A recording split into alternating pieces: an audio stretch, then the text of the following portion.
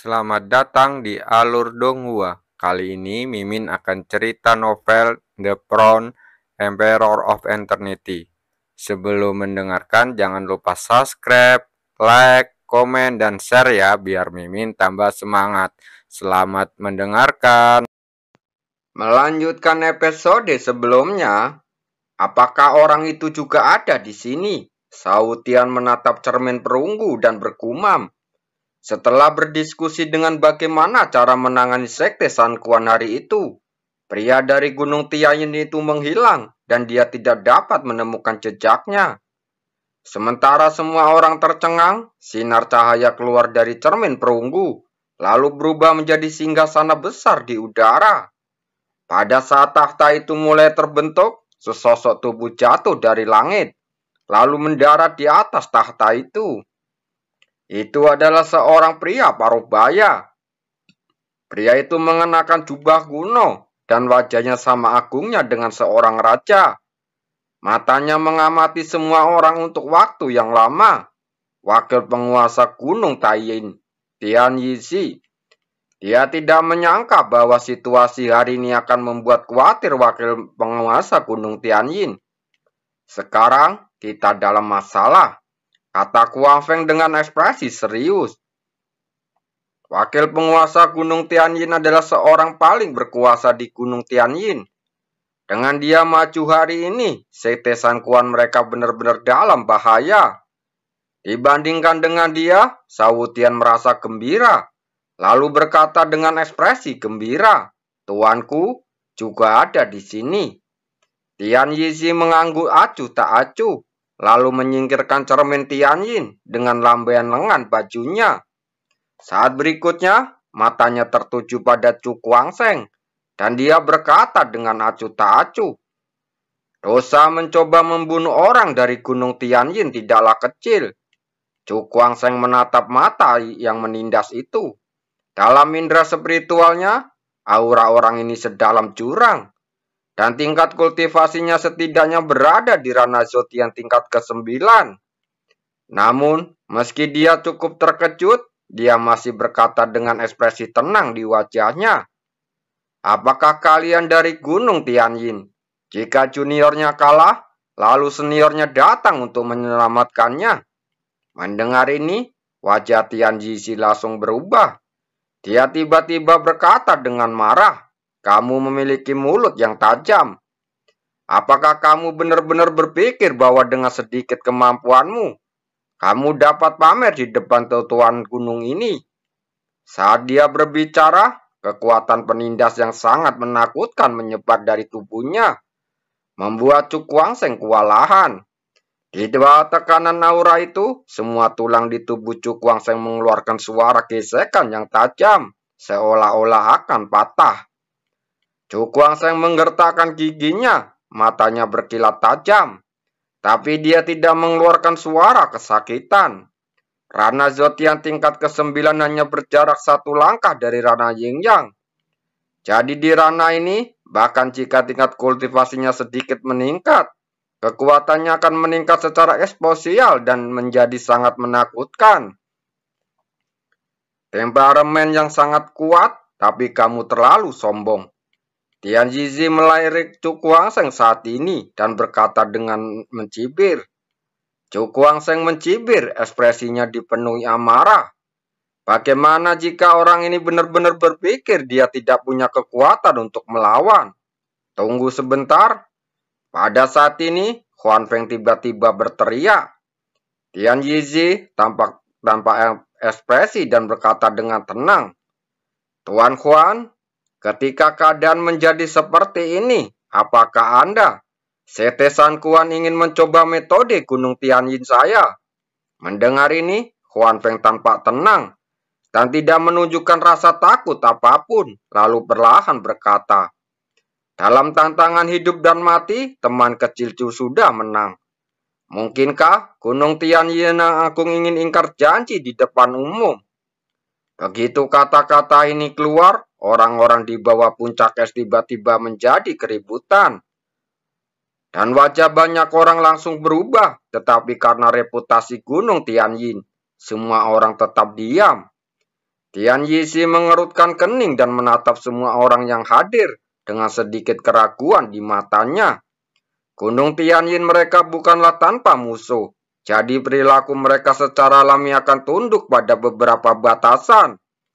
Jika Tuan Tianyin ingin mengambil tindakan terhadap teman kecil Chu, maka Sekte San Quan kami akan menemani sampai akhir, kata Huan Feng dengan ekspresi dingin. Mendengar ini, suasana hati Chu Guangsheng langsung berfluktuasi.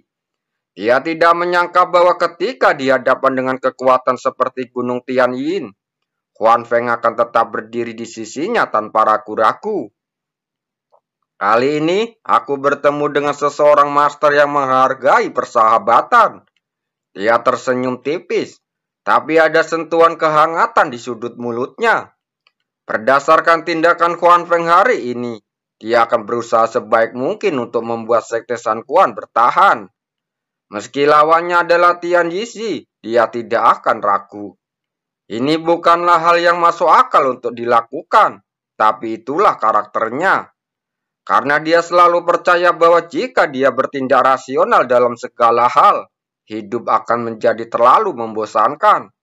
Saat ini, ketika menjadi buta dan impulsif, dia tidak keberatan menjadi muda dan penuh gairah. Wajah Tian Yizi menjadi gelap.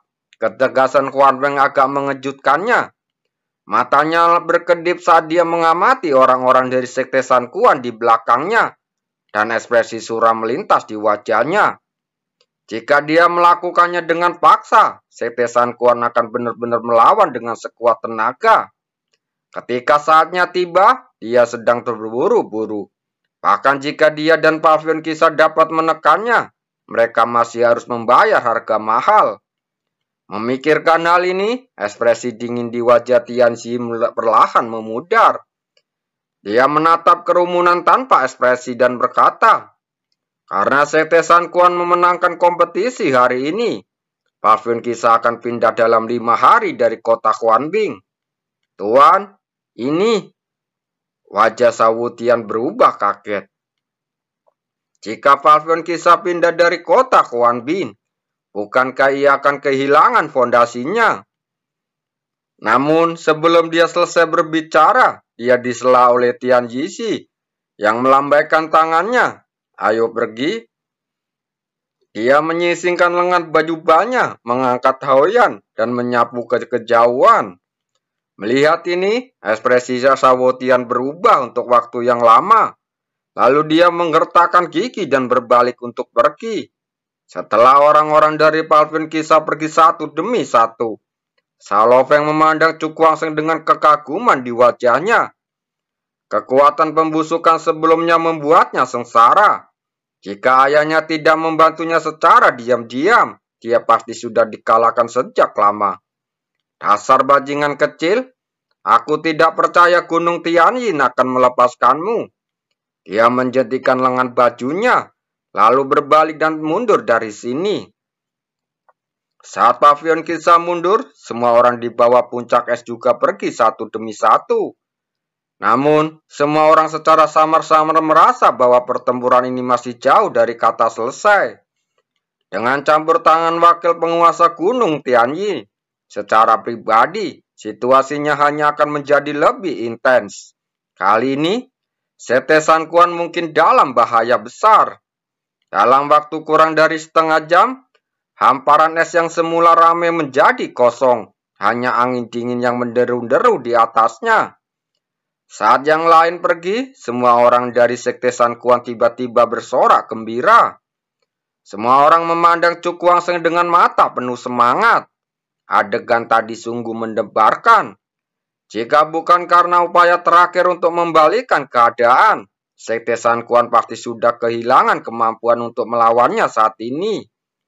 Di tengah sorak-sorak yang memenuhi langit, wajah Chu Guangsheng tidak menunjukkan sedikit pun kegembiraan. Mundurnya Tian Yizi dengan mudah tidak membuatnya menjadi rileks, tetapi malah membuatnya semakin gelisah. Karena dia tidak percaya bahwa konspirasi yang telah lama direncanakan oleh Gunung Tianyin dengan Pavion Kisah akan menyerah begitu saja. Saudara Chu, apa pendapatmu tentang masalah ini? Huan Feng berjalan mendekat dan bertanya dengan ekspresi serius. Jelas sekali, dia juga merasa tidak nyaman dan merasa Gunung Tianyin dan Pavilion Kisah memiliki konspirasi lain. Mari kita diskusikan saat kita kembali, kata Chu Guangsheng pelan. Mendengar ini, Huan Feng melambaikan tangan dan semua orang segera pergi. Dengan berakhirnya sementara kontes Bifeng, berita tentang menyebar dengan cepat ke seluruh benua es hitam seperti badai. Untuk sementara waktu, banyak orang yang kagum dan terkejut oleh pemuda yang bernama Chu Guangsheng. Dengan bakat dan usianya, dia benar-benar jenius. Namun setelah berpikir-pikir, beberapa orang tiba-tiba merasa menyesal. Bakat yang dianggap luar biasa, tetapi begitu Anda menyinggung kekuatan yang kuat di benua tingkat tinggi seperti Gunung Tianyin, Anda mungkin tidak akan jauh dari kematian. Sayang sekali. Beberapa orang menggelengkan kepala saat menghela nafas. Sementara Chu Guangsheng dan orang-orang dari Sekte San Quan telah kembali ke kota Huanbing. Di atas aula besar, Chu Guangsheng berdiri dengan tangan di belakang punggung, melihat jauh ke arah Pavilion Kisah. Ekspresinya berangsur-angsur menjadi serius. Keheningan Pavilion Kisah selama periode ini membuatnya merasa sangat tidak nyaman. Pada saat ini, sesosok tubuh datang dari kejauhan dan mendarat di sampingnya. Master Sekte San Quan, bagaimana hasil dari penyelidikannya? Chu Guangsheng menoleh ke arah Huan Feng dan bertanya. Mendengar ini, Huan Feng menggelengkan kepalanya dengan ekspresi pahit di wajahnya. Tidak ada penggerakan dari orang-orang Pavilion Kisah dan Gunung Tianyin. Saya tidak tahu apa yang mereka rencanakan secara rahasia. Chu Guangsheng mengerutkan kening. Dalam 2 hari ini akan menjadi batas waktu bagi Pavilion Kisah untuk pindah dari kota Huanbing. Secara logika, seharusnya ada penggerakan di Pavilion Kisah saat ini. Tapi kenapa tidak ada reaksi sama sekali? Ada yang tidak beres. Kumannya pelan. Huan Feng mengangguk lalu berkata, Saudara Chu, kamu boleh pergi. Saya diam-diam dapat mengaktifkan formasi teleportasi luar angkasa dan mengirimmu ke suatu tempat yang ingin kamu tuju. Chu Guangsheng tersenyum lalu berkata, Master Sekte Quan tidak perlu berkata lebih banyak. Saya paling suka masalah, jadi saya akan memprovokasi Gunung Tianyin. Huan Feng menggelengkan kepalanya tanpa daya. Tetapi kehangatan melonjak di hatinya, dan dia tahu apa maksud Chu Guangsheng. Tunggu saja dan lihat yang akan terjadi. Karena tidak ada cara untuk mengetahui konspirasi antara Pavilion Kisah dan Gunung Tianyin. Lebih baik mengesampingkan pemikiran yang acak dan mengatasi semua perubahan tetap siaga. Hanya itu yang bisa kita lakukan sekarang, kata Huan Feng sambil tersenyum pahit. Saat ini mereka hanya bisa menunggu secara pasif. Chu Guangsheng tersenyum tipis. Dan ada tatapan tajam di matanya saat dia menatap ke kejauhan. Gunung Tianyin kan. Pria tangguh ini akan mendapat kesempatan bertemu. Dalam 2 hari ke depan, semua orang dari Sekte San Quan akan berkultivasi. Meski hanya dalam 2 hari, kekuatan mereka tidak bisa meningkat banyak. Namun ketika perang akan datang, jika level kultivasinya bisa ditingkatkan sedikit, peluang meraih kemenangan akan lebih besar. Oleh karena itu, tidak ada yang berani bersantai saat ini dan semua orang berlatih dengan sekuat tenaga. Di ruang pohon kuno, Chu Guangsheng duduk dengan tenang di depan monumen pencerahan. Aura di sekelilingnya berfluktuasi, seolah-olah dia bersinar dengan kekuatan cahaya. Setelah sekian lama, dia perlahan membuka matanya, menatap monumen pencerahan di depannya dan tidak bisa menahan menggelengkan kepalanya. Sungguh tidak realistis untuk memahami formasi cahaya matahari hebat ke tahap kedua hanya dalam 2 hari. Saya hanya mencoba untuk melihat apakah saya dapat meningkatkan dalam aspek lain, kata Chu Guangsheng pelan. Memikirkan hal ini, matanya tiba-tiba berbinar, seolah-olah dia sedang memikirkan sesuatu. Dia membuka telapak tangannya dan cahaya bersinar di telapak tangannya mengembun menjadi manik bundar. Di dalam manik itu terdengar suara gelombang air laut dan kekuatan spiritual yang sangat murni memenuhi udara. Dan benda ini adalah apa yang diperoleh dari senior 4 sekte suci hari itu. Dan benda ini mengandung kekuatan spiritual yang sangat kuat. Saat menatap manik bundar di telapak tangannya, warna aneh melintas di ekspresi Cuku Wangseng. Kekuatan spiritual yang terkandung dalam benda ini sangat kuat, bahkan dilihat dari tingkat kultivasinya saat ini. Sepertinya kultivasi senior setidaknya berada di ranah yin yang. Begitu dia memikirkan hal ini, hatinya dipenuhi keraguan. Karena berdasarkan tingkat kekuatan ranah yin yang adalah ranah yang sangat kuat. Aku ingin tahu apa yang terjadi tahun itu yang menyebabkan 4 sekte suci pindah ke hutan belantara, kata Cuku Wangseng dengan mata berbinar. Menurut apa yang dikatakan senior itu, masalah ini ada hubungannya dengan domain suci. Mungkinkah saat dia bertemu orang-orang dari domain suci di masa depan, mereka akan memahami alasannya.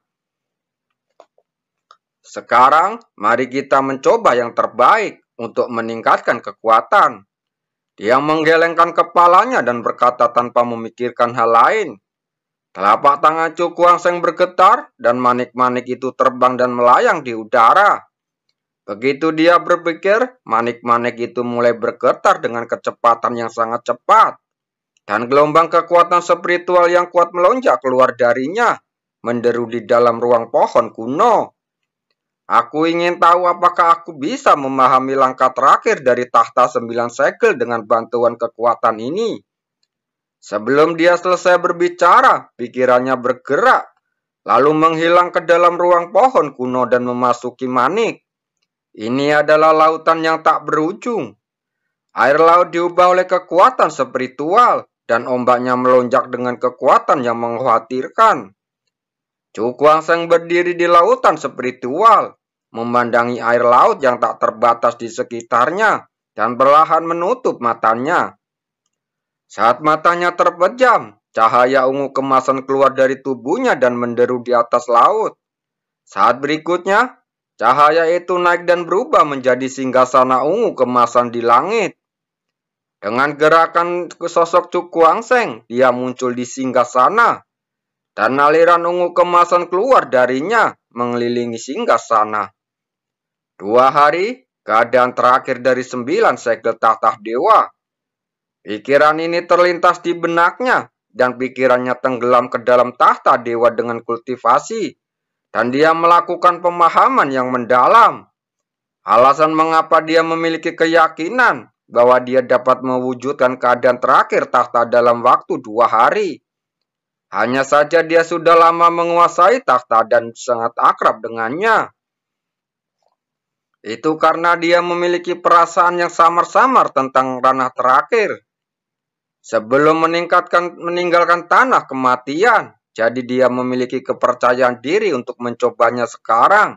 Di sisi lain, di balpion kisah, sosok tubuh duduk bersila, dan gelombang aura yang kuat keluar menyebar seluruh ruangan sedikit bergetar. Apakah kamu di sini? Pria itu mengangkat kepalanya dan sinar matahari menyinari wajahnya, memperlihatkan penampilan yang familiar. Orang ini tidak lain adalah wakil penguasa Gunung Tianyin, Tianyin Shi.